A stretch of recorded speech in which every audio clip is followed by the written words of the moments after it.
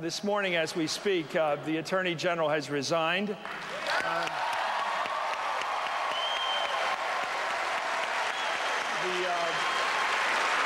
The question will go to you as a senator from New York, the question of confirmation of the next nominee. And I want to ask you, because I think you've been through the Watergate, you know all about this.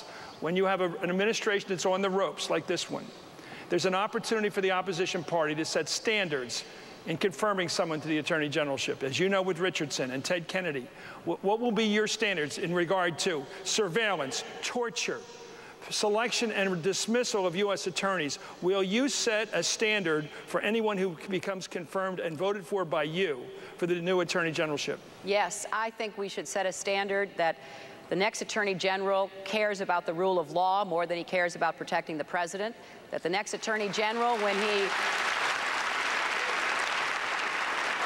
he takes an oath to uphold the Constitution, actually means it, understands it, and will protect and defend the Constitution of the United States. And when it comes to issues like torture and surveillance, the military commissions, the firing of U.S. attorneys because they wouldn't pursue a partisan political agenda, we need to be especially vigilant and strong in making sure that whoever the president appoints will work with the Congress to bring us back from this precipice that this administration has put us on, where we have lost our moral standing in the world. We have seen contempt for the separation of powers and checks and balances. And yes, I think we can keep our country safe and strong and follow the Constitution and the law and have an Attorney General, once again, we can be proud of, and that will be my standard. Thank you. Under this Attorney General, sadly, the Department of Justice had less credibility than even FEMA. Under Alberto Gonzales, the Department of Justice was a sinking ship. The President now has an opportunity to right the ship and chart a new course. There, but let's talk Alberto Gonzales. Just recap for us the road to this point, Jeffrey. Well, there was controversy surrounding Alberto Gonzales from the moment he became White House counsel. A memo he wrote that apparently authorized torture in certain circumstances. His efforts on warrantless wiretapping, where he sought then Attorney General John Ashcroft's permission to sign off on some documents while Ashcroft was desperately ill. But the real factor that threw Gonzales out of this job was his role in the firing of 8 U.S. attorneys, which to this day remains unexplained. Who ordered their firing? Who approved their firing? Gonzales testified in a notorious hearing in April that he knew nothing about it. That's where he lost the support, most importantly, of the Republicans on Capitol Hill. His frankly clueless performance on that day was the day that he lost the core that any administration official needs, which is his own team, in this case the Republicans, and that made today a foregone conclusion. Yeah, certainly there was a lot. There were so many "I don't recalls" that we heard there during that hearing on Capitol Hill. Just talk a little bit more about that hearing, just to refresh people's memory, Jeffrey. Well, what happened was 8 or 9, again, that's somewhat in dispute, U.S. attorneys were fired early in the second Bush administration, and that's a very unusual thing. I mean, yes, these are presidential appointees, but they are usually left to serve out their terms. So the question arose, who fired them? Why? Democrats raised the possibility that they were fired for partisan political reasons, that they were hired because they were prosecuting too many Republicans or too few Democrats. So in a climactic moment, the Attorney General came to the Senate Judiciary Committee, where he was supposed to explain why these people were fired, and he didn't have any answers. He didn't know why. These people worked for him, but he had no idea why they were fired.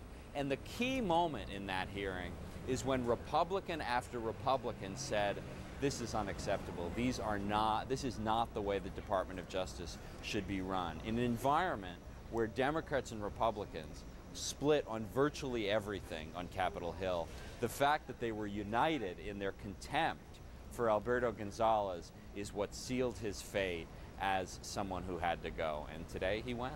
John King. John, a few months back, maybe this wouldn't have been a big surprise, you know, when they were in the heat, really, the thick of this political battle. But it kind of threw a few people off today to hear this news. So why now? Why did it come now? Well, you just hit the nail on the head there, TJ. When you're in the heat of the battle, this is a president who has a stubborn cowboy Texas streak, and people are saying, fire your friend, and he said no. But then what happens? You go into the lazy summer months. The president is looking to come back to Washington. 17 months left in his administration, looking to turn the page and try to get as much done as possible in what most now describe as a lame duck presidency. So what do? You find your lightning rods, your controversies in the administration. You try to put them out of the way so that you can put your best foot forward. Karl Rove, the Republican Democrats love to hate. He is leaving the administration. Now, Alberto Gonzales, an attorney general who both Democrats and Republicans said was a bad manager and a political liability, he leaves as well. So in some ways, this is a surprise, but in other ways, if you step back from it and look through political history, this is the perfect time for any president to say, let's get any of the damaged goods, if you will, off the ship. We don't have that much time left. Wow, you said this president has a stubborn Texas cowboy streak. I'm glad you can talk to him like that. I'm not allowed to do that. Well, John, also, how possible is it, this has been a part of our discussions here today, that he needs to find someone who is not perceived as being a part of his inner circle, someone that people won't look at and say, all right, he got another one of his buddies who will do his work for him at the Justice Department. Can he find someone like that? Sure he can, and Kelly Arena just mentioned several accomplished lawyers who have worked in the Justice Department, who have very strong Republican credentials, who could be certainly friendly to this White House and supportive of this White House's agenda, who are not known as George W. Bush political lackeys, as the Democrats might put it, or close associates. There are plenty of people who are available. Kelly just went through a list of many. There are others. What he needs to do in this environment is get a relatively quick confirmation process. There will be dust, make no mistake about it, but find someone so that that person is not a lightning rod. And sure, they will revisit all the controversy of the administration past, but not a lightning rod going forward. It's quite interesting, TJ, in a situation like this, the narrative often changes by the hour, and as of this morning, this was all being portrayed as the Attorney General coming to the conclusion that it was time to go, meeting with the President reluctantly accepting his resignation. But as the hours have unfolded, more and more from all of our sources, we're getting indications there were conversations going on at the most senior level of the White House in the middle to the end of last week about already beginning the search for a replacement. So at a minimum, if Humpty Dumpty wasn't pushed, he was nudged.